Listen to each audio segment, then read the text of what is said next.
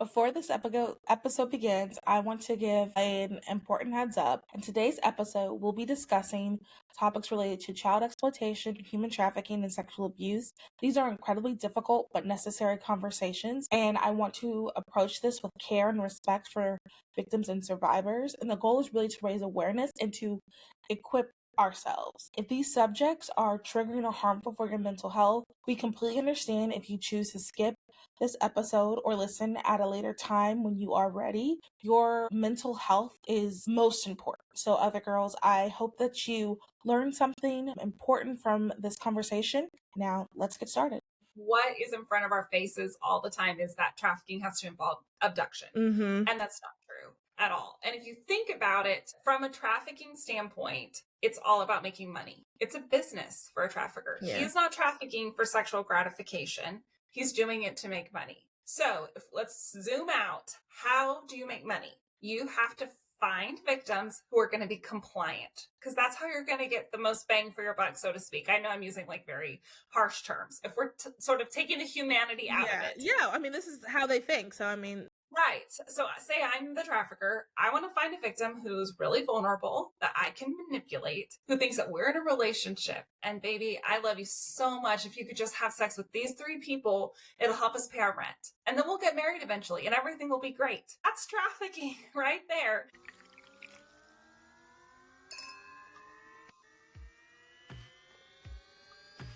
Welcome to Those Are the Girls with Maui and Friends, the podcast where we explore life, career, relationships, and pop culture through a Christian conservative perspective. Each episode, we dive into deep topics that matter most to us women, from navigating your career with grace and confidence to watering meaningful relationships grounded in faith. We're here to empower you to embrace your femininity and stand firm in your beliefs. We'll also tackle the latest in pop culture, discussing how they align or clash with our values. Let's uncover the truth and encourage each other to live boldly and authentically. So whether you're at home or on your commute, get ready for some fabulous conversations. Grab your teacup, pour yourself some tea. Come on, girlies, we're changing culture.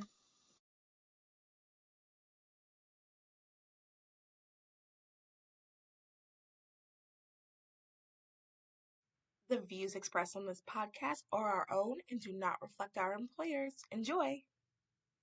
This is Mal, your gal pal. Pour yourself some tea because we are serving truth and living that beautifully set apart other girl life.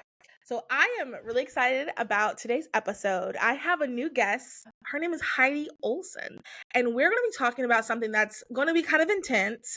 You'll see the title. And so just an FYI, if you do listen with children, maybe not this time, your older teens, this might actually be good information for them. But, you know, younger ones, this probably isn't the best episode for them. But I'm really excited to have Heidi on.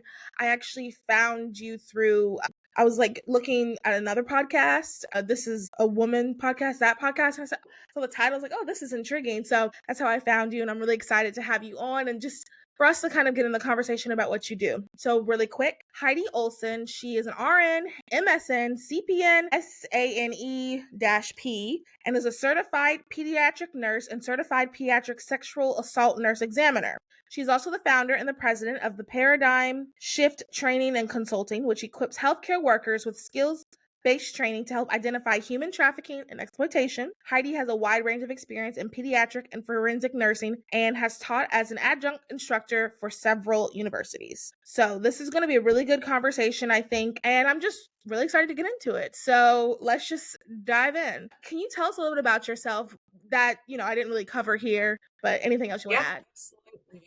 Yeah, no, thank you so much for having me. It's an honor to be here, and I'm always happy to talk about this topic, even though it's really dark and heavy. Yeah. It's so important that we talk about it. So yeah, my background is as a pediatric nurse, and I actually grew up in southern New Mexico, so in Las Cruces. So shout out to Las Cruces if anyone who's listening is from there. And I love working with kids. Even to this day, I still love working with kids. And so I knew that's what I wanted to do as a nurse, but I had no idea what journey I would go on over the next, several decades. So I started out working on pediatrics, ended up moving to Kansas City about 5 years later, working at a children's hospital. And I saw, as I started my new role, they were hiring forensic nurses at this children's hospital. And I was like, that sounds really intriguing. And so I ended up applying with no experience whatsoever as a forensic nurse, and they hired me. So I got trained as a SANE nurse, SANE, which stands for Sexual Assault Nurse Examiner. So I was trained to respond to kids who came into our hospital who had experienced a sexual assault or exploitation or trafficking, to collect forensic evidence and to make sure they were medically stable and to really assess them holistically, to look at their mental health and kind of what's going on at home and just all the different components that happen when someone's experienced a huge trauma. So I actually ran the forensic program at the Children's Hospital for 5 years. And then 3 years ago, I broke off and started my own business, which is what I'm doing now. And I am training healthcare workers and different community members on, just like you said, how to recognize human trafficking, really the way that pornography is playing a huge role in everything that we're going to talk about. And that's opened a lot of amazing doors as well. So I've gotten to present at the United Nations. Whoa. I did a briefing on Capitol Hill a couple of years ago. And I also wrote an amicus brief for the U.S. Supreme Court for a hearing they had in January. So I've gotten to do some incredible things kind of outside of bedside nursing the last few years. Wow, that's amazing. Wow. And it also, everyone, so she's knowledgeable about this topic. We can trust her insights. So I guess my first question is so I'm going to start from the very beginning. When you decided, you said, oh, this sounds intriguing. What did you have in mind? What a forensic nurse was? And then was it what you thought it was going to be? Like, what was I guess compare those two. It's a great question. I don't think I really knew what to expect. I knew it would probably be hard, being in a situation where you're working with patients who've experienced something really traumatic and painful. I think I thought there would be a lot of gruesome injuries and things like that. And it actually is very different than that. What really a lot of the job is, and what I loved about doing that job, is that you're holding space for other people. So, letting parents cry and just not rushing them, or, having a teenager talk about what happened and not being shocked or grossed out, or, being able to hold that and say, I am so sorry that you're experiencing this, or, experienced that sexual assault. And so that truly was, I think, the best part of the job was being a safe person in those moments. And we can get into this later if you want to, but most kids actually don't have terrible injuries after a sexual assault. Let's talk about that. Yeah. Okay. Yeah, let's talk dive about Yeah, let's just get into it. Most people think that, when a child's been sexually assaulted, or a teenager or anyone, they're going to have some type of awful injury, genital injury, and you're going to be able to see that they were sexually assaulted. And that's actually not true. Research, and also in my experience of doing this for a decade, is that about 90 to 95% of kids don't have any injuries after a sexual assault. So then, of course, that begs the question, why not? Most people want to know kind of what on earth is going on. Why can't you see that this happened? So part of it is that we've all been taught incorrectly about genital anatomy, especially with females. So females have a hymen, but it's not what most of us have been taught. And the hymen is a ring of tissue that looks like a scrunchie. So it's open from the day that we are born. It's very stretchy, and it's the type of tissue that's like in the inside of our mouths, where like if you bite the inside of your mouth, it heals in like one day. Yeah. Same type of tissue in our genitals. So when there's a sexual assault, even when it's penetrative on a little kid, it may be that hymen has stretched so much during a sexual assault, there is no injury that's created because there's not a membrane over anything. Yeah. It could be that there was an injury and it healed so quickly we're not seeing it. Or if you think about the way kids understand language, they may be saying something went in me when they mean on, right? They don't know the variances in language. So there's so many reasons why we don't see injuries. And if you think about it, again, with female anatomy, if there was a membrane covering the vagina, when girls start their period, there would be no way for the blood to come out of the uterus, right? Good cervix, point. out the vagina. You couldn't if there was a membrane there. Yeah. And so really logically thinking about it, like, there is no way to tell someone's a virgin or not. There is no, like, all those things are myths, which I know minds are blowing right now. I didn't know that before I did this job either. And so, yes, on a rare occasion, I've seen some pretty horrible injuries, but it's very, very rare. A lot of times a child saying, this happened to me, we can't see it. That doesn't mean it didn't happen. In fact, the fact that a child is disclosing, that's enough for me to say this is extremely concerning. The vast majority of children don't lie about sexual assault. We're absolutely going to believe them and move forward with examining them. And so, it was very, very different than what I thought it would be. Yeah. And there's been a lot of education, of course, with every patient and family that comes in around why we're seeing something or why we're not seeing something. Wow. Well, I want to say that's really good for us to know that you can't tell. Because I think, I mean, right when you started talking, I started thinking about Law and Order, SVU. And I feel like on the show, it kind of displays it like that. Like that's, to be honest, that's like the kind of breadth of my knowledge on this topic really is like Law and Order. So I'm excited to learn tonight. But, we see that on Law and Order. So, you're thinking this, but I think that's good that you mentioned that it might not be. So if someone, their child, family, friend, niece or nephew, something like that they can be made aware of that. Wow. Okay. So that was like one of the things that you kind of learned, like when your hands were when you were actually like in it. Yes, absolutely. There was a lot of misinformation around child sexual assault. And then the other piece that was just absolutely mind blowing to me, which I know we'll get into as well, is that there are so many kids experiencing exploitation and trafficking, and we are not recognizing it in society or as healthcare workers. Yeah. And so I started to pick up on that as well, is we're calling something maybe sexual assault or this kid's a juvenile delinquent or a runaway or whatever, when in reality, this is actually a child who's being trafficked and we're mislabeling it. And so a lot of my mind has been changed around different crimes that happen because, to your point, right, most of our context is something that is entertaining or sensationalized or on social media. And unfortunately, a lot of those things are not totally accurate. I want to talk about this later, but let's just move it up because I want to make a comment about what you just said. When I was in college, I don't remember what year, but I took like a human trafficking identification class with a church because I wanted to, this is something that I've cared about. And one thing that she said, so I live in Charlotte and this was over the summer, so I was in Charlotte. And one thing she said, so one thing we have in Charlotte is the NCAA,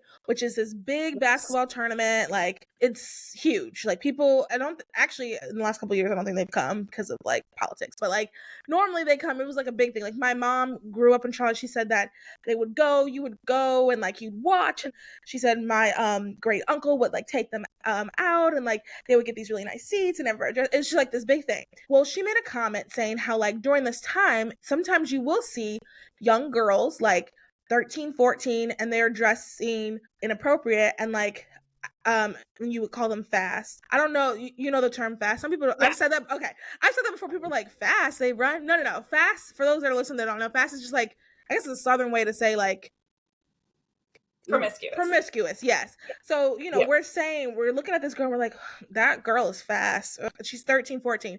And she made a comment that like has stuck with me today. She's like, there's no 13, 14-year-olds aren't fast. There's something like behind that. Like we're sitting here judging this child, because at the end of the day, it's a child, 13, 14-year-old. We're judging this 13 and 14-year-olds going off with this older gentleman who obviously is older than 18. And even if he was 18, that'd be too young, or too old. Right. Anyway, we're judging this girl because we have in our image, we already have this idea of what we think human trafficking is. We have this idea of how we imagine someone who's a victim, but it's a lot different than what we have seen or like what we've seen on TV. So yeah, that's a perfect example. And again, it's sort of shifting our mindset to what is happening to this 13 or 14-year-old versus blaming them, right? Right. Like, they're clearly seducing this adult male instead of being like, something is not right here, right? Like there's some kind of abuse, grooming, coercion.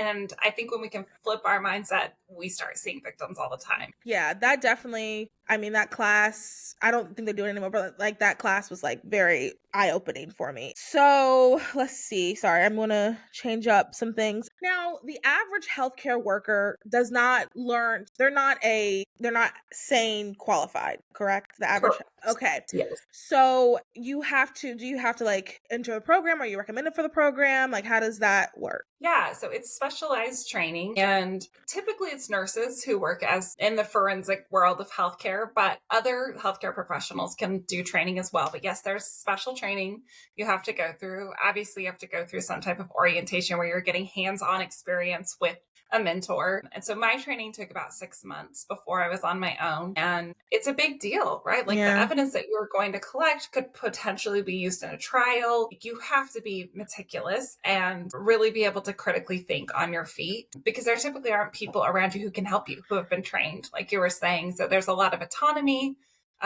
It's very detail oriented, and there's just a lot of emotion, of course, that's happening as well. You really have to be attuned to the person that you're taking care of to make sure this isn't triggering or, creating another trauma response, and that we're giving them choices. And so it is definitely not a job for everyone. Yeah. There are people who try it and are like, no, thank you. Or there's people I've watched do the job and I'm like, no, you shouldn't be doing this. Yeah. This is not a good fit. But yeah, I think for those of us who really feel called into this area, there is specialized training all across the world actually for this. And it really is an honor to be able to do it. Wow. And even hearing you talk about it, you can tell like this is something that you're passionate about. You truly care, because that's really what we need in people in roles like this.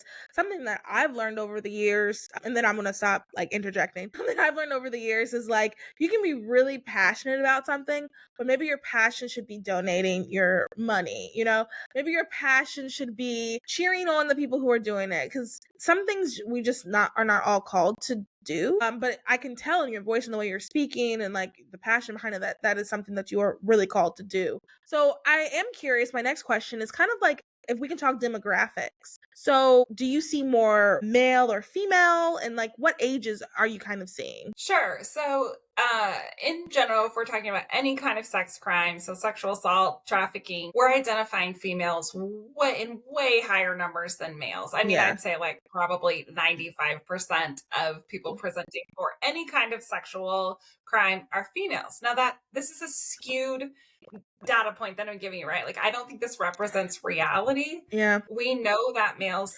absolutely are being sexually assaulted. We know males are being trafficked. And so the fact that we're seeing such a small number of them doesn't mean that this isn't happening to them. I think males are much more cautious to seek care and help and to disclose. There is so much shame and I think stigma.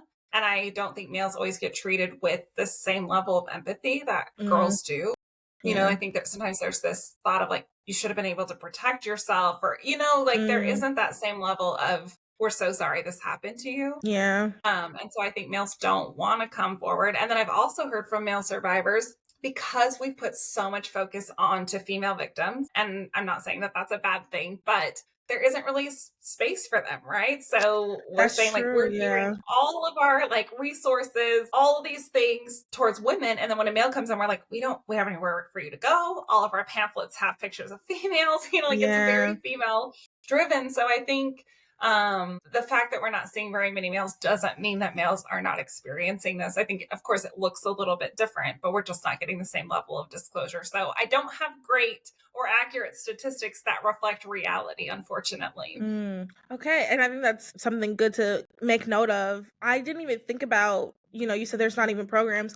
And in my head, I was like, no, there's stuff I've heard of. I don't think I've ever heard of one. So any men listening, that could be your ministry. That could be something that you can look into. That's wow. And then what are some of the ages that you're seeing that are coming through? I know you do pediatric. So like, what is like the average age? And then if you don't mind sharing like the youngest and the oldest you've seen. Sure. Yeah. So if we're talking about sexual assault, and I guess let me clarify with your audience, sexual assault and sex trafficking are two different crimes. Obviously, they're both sex crimes, but the differentiating factor with sex trafficking is there's an exchange that took place. So, of course, with someone who's sexually assaulted, there's some type of unwanted sexual contact, or, right, the age of consent, like they can't consent to what's happening to them. And so many things can fall underneath that definition. But when we're talking about trafficking, sort of the simplest form for someone under the age of 18 is any sex act in exchange for anything of value. So if we've got, a 13-year-old who sends a naked picture to someone online and they send money to her Cash App,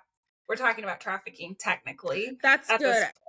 Really quick, can we talk a little bit more about that and then get back to the question? Because I am constantly, my friends do not believe me. We were having a conversation about something and I said, you guys, like, sex trafficking is not like, sure, taken happens, but it's just not just that. Like, it's so, and my friend did not believe. I said, you're more likely to be like, I'm not going to name our friend, but we have a male friend in our group. I'm like, he's more likely to attack us than random Bob at Target. And like, nobody believes me. Can we talk a little bit about that? Let me validate you. You are 100% correct. So thank you. Play this snippet for your friend. OnlyFans. I will, actually. A lot of people believe that. So I'm not shaming or anything. I get it. Like, what is in front of our faces all the time is that trafficking has to involve abduction. Mm-hmm. And that's not true at all. And if you think about it from a trafficking standpoint, it's all about making money. It's a business for a trafficker. Yeah. He is not trafficking for sexual gratification. He's doing it to make money. So let's zoom out. How do you make money? You have to find victims who are going to be compliant, because that's how you're going to get the most bang for your buck, so to speak. I know I'm using like very harsh terms. If we're sort of taking the humanity out of it. Yeah, I mean, this is how they think. So, I mean. Right. So say I'm the trafficker. I want to find a victim who's really vulnerable, that I can manipulate, who thinks that we're in a relationship. And baby, I love you so much. If you could just have sex with these 3 people, it'll help us pay our rent. And then we'll get married eventually and everything will be great. That's trafficking right there. Yeah. And for a trafficker, it's much easier to find a victim like that who has never felt loved, who maybe doesn't have a place to live, who is using substances, whatever the vulnerability may be, because they're meeting needs. So it's harder for that person to say no. It's easier to manipulate them. So you want to find a victim like that you can use over and over again, who will go do whatever you say without you even being there, right? Like if you're a trafficker, that makes your life really easy. What doesn't make my life easier if I'm being a trafficker is if I snatch a kid out of the parking lot. That kid doesn't want to go with me. They're screaming, they're fighting. Now it's going to take me months to break them in. And the first time they get away from me, they're going to tell somebody that they don't want to be there. And then boom, that's gone. That profit is gone. And I go to prison, right? Like it's actually not a good crime to commit. It doesn't make sense. So yes, abduction and kidnapping happens very rarely in the United States. And when it does, it is often a sexual predator who unfortunately sexually assaults the person and usually murders them. That is a completely different crime from trafficking, where I'm selling someone for sex to make money off of them or get something of value, right? Like free rent or drugs or whatever. So if we think about it in those terms, it's exactly like you're saying. It's typically not the taken scenario. It's a relationship that has been built. 50% of trafficking involves families or intimate partners. So think about that. Half of all of the people being trafficked in the United States are being trafficked by a family member or someone that like they are married to or have been in a long-term relationship with. That's a lot of people that aren't even on our radar. So again, those people were never, 50% of them were never abducted. So I just want to reiterate that. Does that happen? Does the taken scenario happen maybe once in a million? Sure. But like, is that what we should be using as our basis for trafficking? No. I've talked to hundreds of survivors at this point, and almost none of them had that type of introduction into it. I was lonely. I was, in foster care. I was traumatized. I was whatever it may be. This person swept me off my feet. And next thing I know, I'm in a situation I can't get out of. So yes, thank you for clarifying that. Yeah. Thank you for, clarifying it as well. And like someone with an actual, experience can like share. So we were talking about, or I was asking statistics about ages when it comes to, so, and we differentiated between sex trafficking and sexual assault. Yes. Okay. Thank you for getting us back on track. So sexual assault, typically what we're seeing is that, of course, a vulnerability for that is the younger you are, the more difficult it is to disclose. So we see a high population of 4 to 7-year-old females specifically who are being sexually assaulted.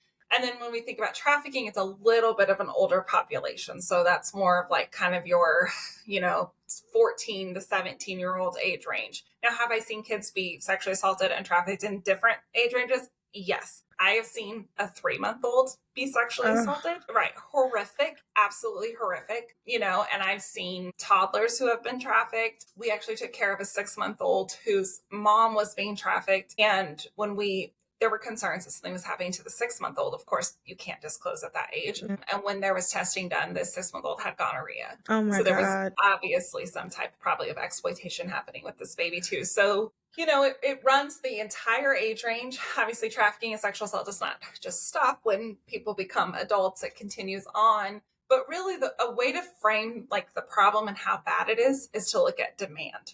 So if we look at who has an appetite for these things, how many sexual predators do we have in a given area? How many sex buyers do we have?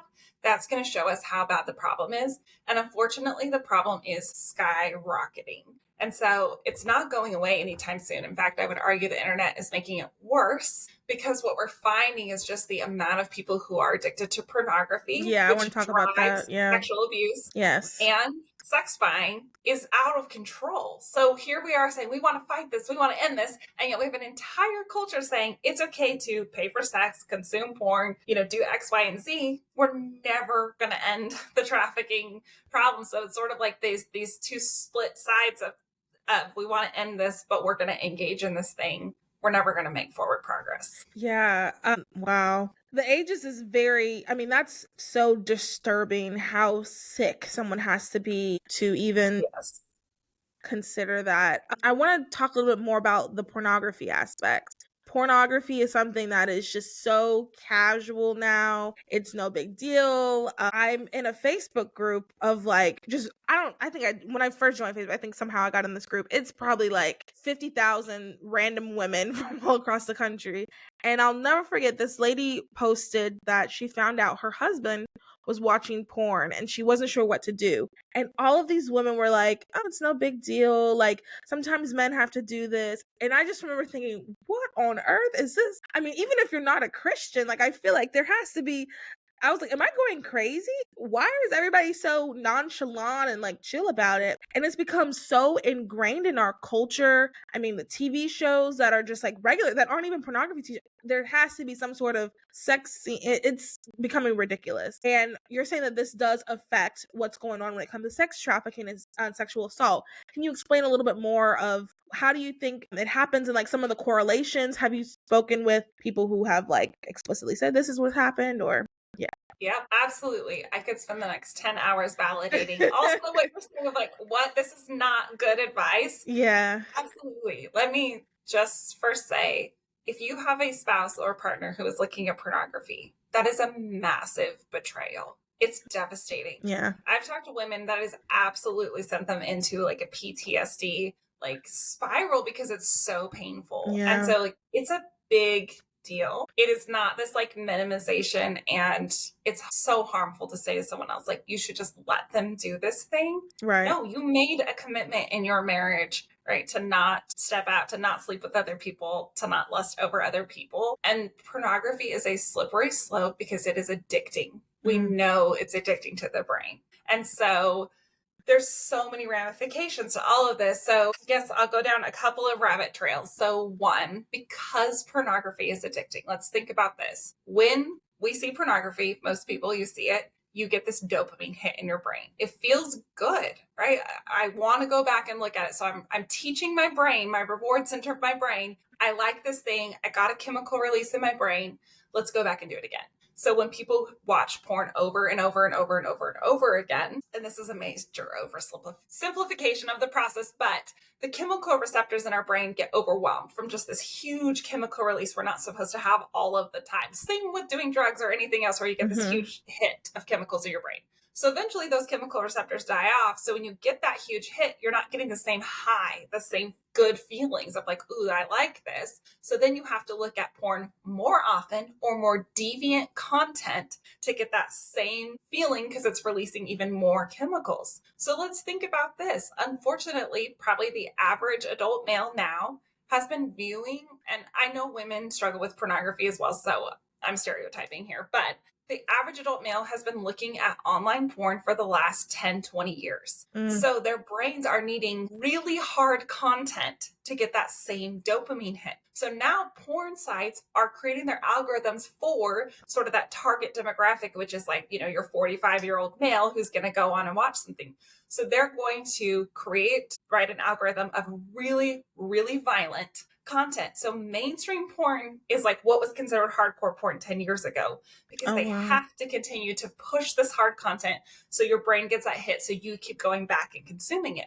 So what happens when an 8-year-old types girls into their Google browser because they're curious, and the algorithm set for the 45-year-old man pops up. Their first experience with sex is super violent. And so then imagine they're watching some female who is getting strangled and, her face slammed against the ground, people calling her horrible names and ejaculating on her face. And this kid's is that how I'm supposed to have sex? Like, Oh, no one's wow. ever talked to me about this. And then the female in the porn video is saying, I like it, do it more. So Yeah. then what is that teaching you? It's, oh, if I'm a boy, I'm supposed to act this out this way. And if I'm a female, I should like it when there's sexual violence enacted on me. So what we're seeing happen with kids is because so many kids are being exposed to porn at such young ages. There was a study done in the UK last year showing that 2/3 of adolescents, or young people is kind of how the category they had, but it was teens and people in their early 20s, 2/3 of them are addicted to pornography. Wow. Not exposed, addicted, right? So then how does that set our sexual templates as a society? We are seeing the rates of child on child sexual assault exploding across the globe. So the amount of kids that are sexually assaulting other kids because they're acting out what they're watching in porn is out of control. And nobody wants to talk about this. And it's also influencing perpetrators. Like, we have perpetrators saying, I was not attracted to children, but I got so addicted to this content, I need a dopamine hit. I started watching child sexual abuse materials, and now I'm acting it out. And I wasn't a pedophile, right? Like, I wouldn't meet the definition of pedophilia, but now I'm wanting to do this with kids because my brain is so addicted to this. And that's one microcosm of like what's happening with porn. Can I ask you a quick question? When you were saying child on child, how do you handle that? Because if it's, let's say it's like 2 8-year-olds, I don't want to say it's not the 8-year-old's fault, but there is an extent to like, it's not his fault. So how do you handle that? That's a great question. So there needs to be so much grace, in the sense that kids are victims of an industry that is harming them. Yeah. Right. So you're right. When an 8-year-old sees this and they don't know how to make sense of it, and then they have mirror neurons in their brain and they're acting it out, absolutely, they have been harmed and abused by the porn industry. For sure. So I absolutely think there needs to be grace in those situations. And again, yes, do they create real harm to the child they perpetrated on? Yes. So we have to hold space for that too. But we have found when kids are able to get therapy and there's intervention with problematic porn use and problematic sexual behaviors, they actually do really well. It doesn't mean the rest of their life they're going to go on to perpetrate. Okay, that's good. Which is very good news, right? Yeah, but what we're seeing is, so there's different laws around this in different states. A lot of these cases, if it's a child sexually assaulting another child, it will go through the juvenile justice system. So it's not like they're going to go through like the Law and Order kind of thing where they're in front of like, an adult jury and, blah, blah, blah. Like they're not going to have sort of that process, which again, I think is good and healthy. And usually therapy is what's recommended. But I have seen younger, maybe 15, 16-year-olds just that committed an absolutely heinous rape that maybe ends up going through the adult system. Yeah. So I think it's a case by case thing. But yeah, kids are not going to be, thankfully, we recognize they're not going to be treated the same way. And I don't think they should be. Yeah. No, I agree. I was just curious what do you do? Because like they are victims of the porn industry. I mean, you said that and I agree with you completely. So then my next question is like, what can we do about the porn industry? Like, do you know of anything like what do we do? How do we fight this? Yeah, so let me go down a couple more rabbit trails. It's even worse. Like that was just a tiny little fragment of this. So then when we think about how porn drives sex trafficking, so that's a whole different animal. And what we know is there are a ton of sex buyers who are addicted to pornography. So same thing, it's addicting to our brains. They're watching it. Now I want to act out the thing that I'm seeing. I'll just pay for sex. I'll just go on this escort site, click on this girl and I'll pay for it. And it's completely quote unquote harmless, which we know that is not true. Right. And so what we know, again, because there's so much violent content being consumed, I've talked to so many survivors that have had absolutely horrific things enacted on them by sex buyers who are addicted to violent porn. Now they're acting out on this person who they don't see as a human. It's just an object to them. And so absolutely porn is driving sex buying and justifying that behavior. So if we want to stop sex trafficking, we have to address what is driving sex buyers, and porn is a huge piece of it. So there's that whole thing. Then, there's so many downsides. Yeah.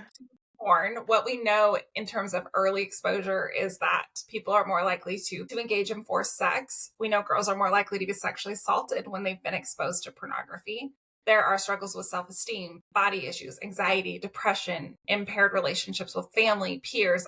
There's so many harmful things that happen. We're seeing rates of strangulation skyrocket with consensual and with sexual assault because of porn. And so there's just so many facets to all of this, the way that it's impacting society. There's a mentality that it's creating, which is people are objects, right? I consume this stuff all the time. I'm not interacting with people in this way where I'm curious, where I see you as a person. So if you talk to people who are on dating apps, you feel the pornified vibe of it, right? Of like, how are you? What can you offer me? I want to consume you. I don't see you as a person. So like there's so many ripple effects to all of this very pornified, lonely, isolated culture that we're creating. Then let's bring AI into the mix. So that's without AI, right? Now we've got AI, and what we see is so many people who are creating deepfakes. So they are, for people listening, if you don't know what that is, you can easily download an app, go to a website. Takes like 10 minutes. You take a picture of someone, you can use a child, and you put it through this, deep fake generator, and it will create pornography for you of that person, of that child. There's hardly any regulation around this, and it's super easy to do. And so we're just seeing the amount of deep fake. So it's pornography that looks extremely realistic. You can't tell that it's not that person or that child, which is traumatic and it's illegal. That is just absolutely skyrocketing. So a couple months ago, a stat came out saying that 1 in 10 kids have used AI to generate pornography of their classmates. Oh, wow. Again, just the exploitation and the way pornography is being so normalized is huge. Okay, 2 more things and then I'll get off my soapbox. No, this is good. I'm thankful. What we are seeing with kids is the way that it is influencing sex trafficking and making them vulnerable is they're seeing porn at really, really young ages. It's super desensitizing. So then they go online, like on social media, Snapchat, Instagram, whatever, and people are like, hey, you're cute, send me, a nude photo, nude video.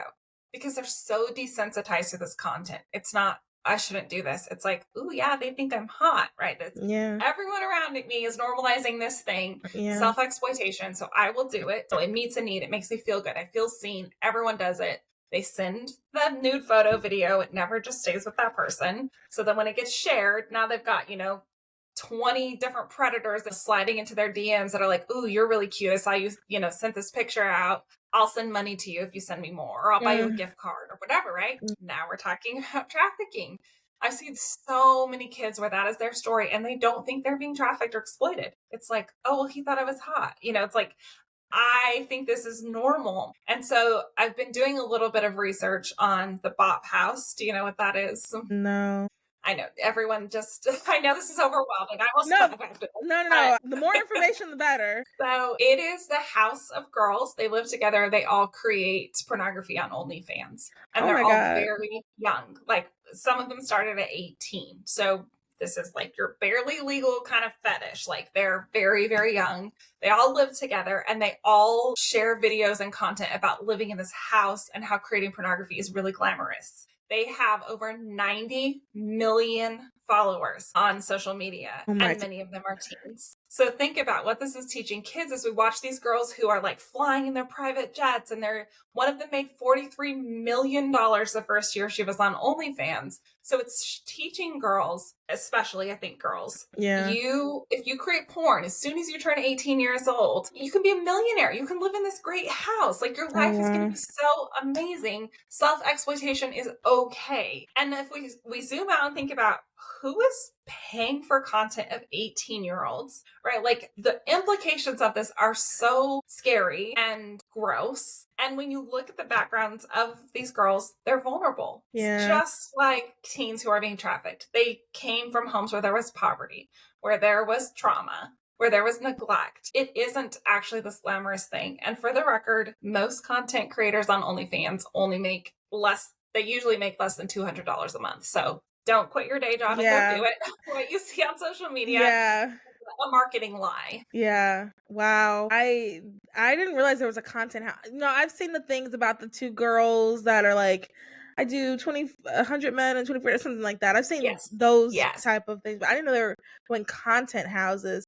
That is so awful. And, the 90 million people following and then all the people that are like paying them. I don't want to sound fear mongering, but like this is what popped in my head. Like we could be walking, you could be downtown and you could like cross someone who like consumes that. That is just just a Absolutely. regular looking guy who you would have no idea. That is so insane just to like think about. And with the content house and the money and all this other stuff, we've talked about that on the podcast about like OnlyFans models and like how do we get young girls to, it's hard. If I say don't do it, your soul, protect your soul. If we're being real, okay, but maybe I'll make $28,000 a month. Like it's hard to talk like that. It's hard to get girls to hear. Are there any things that you've been hearing, or have you said something that's been resonated before? Like, what are some tactics we can do? Because I think about like, the only thing I can think about is like at least protect your soul. But like, if a girl is growing up in poverty and like she, has an abusive parents, she just wants to like get free. She feels like she's not gonna, there's so many stories. Like I can't just be like, protect your soul. That's not gonna change anyone's mind. Yes, no, I get it. It is absolutely alluring to say you just have to do, these couple of videos and you can make so much money and it will solve, quote unquote, solve your problems, right? Like you won't be in poverty anymore. It's a lie. You're getting sold a lie is what I would say, number one, which is, again, the vast majority of people do not live life like these girls in this house. People that I've talked to that have quit their jobs and gotten OnlyFans, they can't survive on the amount of money they're making. So then they end up having to meet up with sex buyers in person. Right now we're going down a road where trafficking is like the next stop that happens to you. But more than sort of like the fear mongering, which is not my goal. Yeah. It's you were made for so much more than that. You were made for more than to be objectified and used by people who don't care about you. They don't care about your hopes or dreams, or if you want to get married or what you want to do after you finish, only creating content for OnlyFans. They don't care.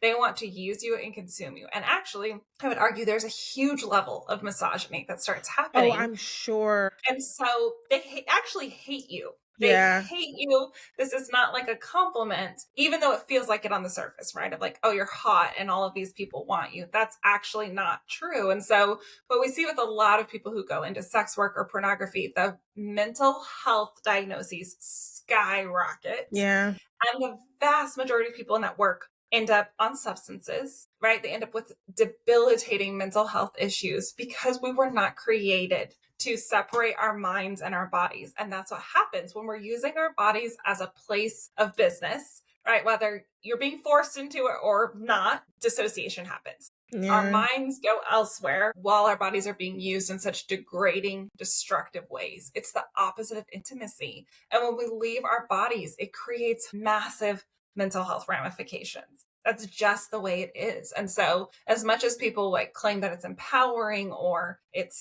consensual or whatever, it's harmful to us. We see the results. It's harmful when you have to do drugs to numb out to do your job. When you have to leave your body, you're having a trauma response. The other thing that I've seen over and over and over again, and I will speak to this in my own life, is when you have experienced childhood trauma, especially childhood sexual abuse, I see a lot of people who then go into pornography or sex work, whatever it may be, because they're reenacting that trauma. So I got sexually abused by my uncle when I was, I'm giving an example. Say someone says they were sexually abused by their uncle when they were 5. That's never dealt with. It's never processed. Maybe they weren't believed, right? Maybe they had some kind of horrible experience where they continued to be abused, when adults didn't protect them. Now I'm 20 years old and guess what? I'm going to be a sex worker and I'm going to go into a hotel room with this dude and I'm going to dominate him. That's not empowerment. Yeah. That is a trauma response of my 5-year-old self, right, feels out of control and I don't know how to have a healthy relationship or intimacy. I know there are people who are going to vehemently disagree with me, but I will tell you my own story is I experienced childhood sexual abuse and a lot of trauma. And I went through a phase in my 20s of just out of control behavior. And all of it was a trauma response. I felt my body was not a safe place. I felt so unprotected. I felt like I'm going to be in these different situations where now I'm the one in control. That's not healthy. All it did was create more trauma in my world. So I would say, I think almost no one wants to have that conversation, but it's true.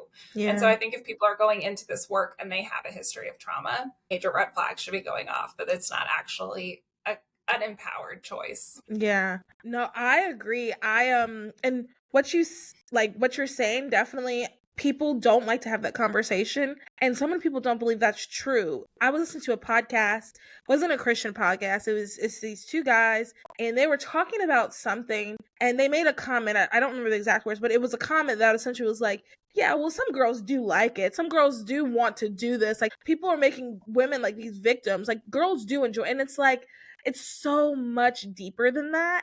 And I think until we can get that belief that it's deeper, more mainstream, we're going to be continue to fight like an uphill battle. I was like shocked to hear that because, as a woman myself, no one, it's, you cannot convince me that anyone wakes up, all right, I guess I just want to do OnlyFans for like, no, that's not a desire. It's not natural. It's not, I don't care who it is. You're never going to convince me. Even those women that do the 24 hours, 100 men, or however they do it, you cannot convince me that they're enjoying it. You can look on their faces and see they're not enjoying it. They're just yeah. So it's wow. Yeah, wow. and I think to your point with those men saying that, which I've heard every argument under the sun at this point in doing this work for a long time. That's a porn mindset, which is they probably are myself, right? That women like this because if they don't, what does that say about how I'm treating them, about what I'm consuming, about my actions? And it happens in porn, right? Where women are having these terrible things happen to them, but they're directed to say, I like it, do it more, blah, blah, blah. There's also a huge fetish in the porn world, which is like almost this, I know this is really horrifying, but like with these, again, barely legal, very young girls where it's like this violation type of scene, right? Like some kind of rape scene. And then the girl's like, I like it. I want to be violated. That's the whole fetish that is going on. So again, if you're watching that and thousands of videos like that and your brain is inundated, it is not a far leap to convince yourself, yes, the women in this industry really want to do it and they really like it and they just love having sex with strangers. I think if you talk to a woman and said, I know there's a whole lot of trauma here, but if you could be in a relationship like where there was intimacy and vulnerability and you were seen and known and like it was amazing and all the things you could hope for and want could be real, would you want that someday? If most women are being honest, it's probably yes, right? But I think because there's so much trauma, it's like, I'll never get that. I can't have that. So I'll settle for this thing where I'm reenacting and numbing out and all the things. So it's complex, but I just always circle back to like, what were we made for? What were we created for? It's not this. It's not the way we're currently acting out all of these fantasies and objectification. I don't really have any other comment on that. And we're almost out of time. Let me see any other questions. So what are things, I've been to ask this, what are things, kind of going back to children, what are things that parents, family members, I'm single, I don't have any kids, but there are children in my life that I love. Like, what are things that we can all be looking out for? Yeah, it's a great question. Again, because it's not the stranger danger scenario, right? What we need to be looking for, I would say two things. One, who are your kids interfacing with online? Who are they talking to? Who's snapping them, right? Who are they talking to, like sending pictures to? Because that's where kids are getting groomed, abused, exploited, trafficked. So absolutely, their online world needs to be monitored, regulated, looked at, talked about. That's a huge vulnerability in and itself that makes every kid with a device vulnerable. So I think sometimes we stereotype this kid here, the super vulnerable one is the one that will be trafficked. And it's like any kid with a device can be exploited. The other piece to all of it is, what I would say to look for is to trust your gut. If you feel like as a parent, as an adult, something is not right, that is a God-given gift, that intuition. Absolutely listen to it. Even if you're not seeing an overt sign of trafficking. I've seen kids come into the ER that look completely normal, in the sense that like they don't have bruises, they're not, they're dressed perfectly appropriate. Everything seems fine. As we're talking, my gut is like red flag, red flag, red flag. And eventually we find out, sure enough, they're experiencing some type of abuse, exploitation. And so I would say, listen to your gut. And then, if you're seeing changes in their behavior, self-harm, they're probably not going to come out and say, I'm being trafficked, I'm being abused. It's going to be these subtle things that start to change to create safety to believe them if they disclose. And yeah, that it's not going to be like the movies. It's going to be much more subtle. That's good. That's good. Let's do three more questions. I was gonna say they can be quick, but no. Like, say whatever your heart is saying. The episode, Okay. I mean, I have plenty of episodes that are over an hour, but whatever. And if I need to Perfect. cut it in half, I will. Okay. Okay. Are there any laws or policy that you think should be implemented to let's talk two things for children and then for pornography, since they're kind of separate, the sexual assault and the pornography. What are the two things? Yeah. What are some laws and policies? Oh, that's such a good question. So I think any of the laws that regulate, the different industries we've talked about, like pornography, AI, is going to help children. So I think, when it comes to sexual abuse with kids, I think there are quite a few good laws in terms of sexual assault in most states and federally. Like, I think we've finally gotten to a point where, like, we're having more acceptance about what's appropriate, what's not. And, there's room to improve, but I think a lot of the laws, to your point, need to be around upcoming technology. So laws around AI for sure. I think that's the thing that scares me the most, and where we have almost no regulation. And so thinking about like abuse, we know now, right now, currently as it stands, there are chatbots that will have sexual conversations with children, that will talk to kids about suicide, killing themselves, that will have these horrible conversations with children. Of course, you can create pornography with AI. So what are we doing to our kids if they are being inundated with porn? Maybe they have a chatbot that they think is their friend or their boyfriend or their girlfriend. We're de-incentivizing any type of real human relationship. Yeah. And then what's going to happen when we have like these really realistic robots come onto the scene, right? Like, yeah, that's what's next. As easy as it sounds, that's the next thing. Yeah. That I think human intimacy is just we're going to isolate, and depression is going to skyrocket. So I think we have to get, ahead of the curve, meaning we have to value human relationships over this technology. So I think there has to be more rules and regulation around AI in general. It's terrifying, the potential harm. I know it's good and helpful in some ways, and it's really dangerous in others. Yeah. That's what's so hard, really quick. That's what's so hard about AI and all these things coming up, is that there is so many amazing things. I mean, chat with ChatGPT occasionally, it actually helped me figure out some vitamins I need to be taking. Like, these are great things, but the actual, like, the damage that it can cause. We covered a story where a girl was, her picture, someone did a deep fake, went around her school, and she ended up committing suicide. Like, it's serious. I mean, and I'm sure you've heard the story of the gentleman talking, or the kid that talked to the character from Game of Thrones, and somehow she convinced him to commit like, it's very serious. Like, these things are just, I guess, so I'm not a lawmaker, so I don't really know, and I'm not a science person, so I don't really know how this happens, but like, in my head, I feel like they should have, like, some of these people knew that this was coming. They should have already had some things. Like, I don't understand why they didn't have some of these things specifically for children right away. Like, it takes a while to get a law enacted, but I mean, we've known AI was coming. I don't understand why there wasn't something immediately done. I agree. And I would say most laws, we drag our feet so much at the expense of the protection of children, to your point. So in talking about porn, there are still states, which I cannot understand why, and I live in one of them, where you do not have to prove that you're 18 to look at online pornography. So any kid can still access it, stumble upon it accidentally, and we just all shrug our shoulders like, that's not a priority, it's too hard, blah, blah, whatever the excuse is. So I think age verification is really important. There are people who argue and say, like, it's not a fix-all, people can still get around it. Yes, and also it's a start. It's better than doing nothing. So that's what I would say with pornography is, if we can at least baseline, get all 50 states on board with that, that would be amazing. And then ban it, but go ahead. Yeah, exactly. That would be best case scenario. But, it's like I've met with so many legislators in different states and testified over the last few years, and the resistance, the misinformation, when I'm sitting here saying, here's story after story after story of children who've been harmed by this, and it's like, we're still not going to vote in favor of it. To your point, I think we sacrifice our children often at the altar of making money, technology advancements, all these different things, sort of political agendas that are really, really painful to watch. So yeah, I think your question it kind of all goes hand in hand, you know, if we can like protect kids from pornography, AI, these different things, like that's a win. And also adults, I mean, I know we get to make decisions, but adults are feeling the ramifications of consuming these things as well. Yeah, 100%.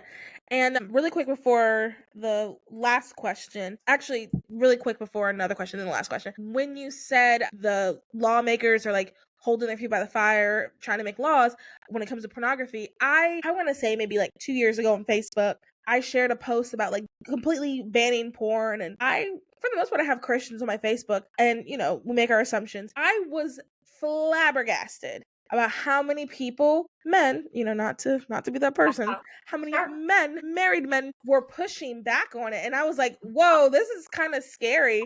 And one of my Yep. friends texted me, she was like, I cannot believe there are so many men arguing with you over this. I was like, I Yep. can't either. Like, I'm uncomfortable. It is Yeah. so crazy. And, you know, well, what about free speech? What about this? At the detriment of society? It was shocking. So yeah, I guess I'm not surprised that some policymakers are kind of like, no, I don't think we should do that. Wow, great story.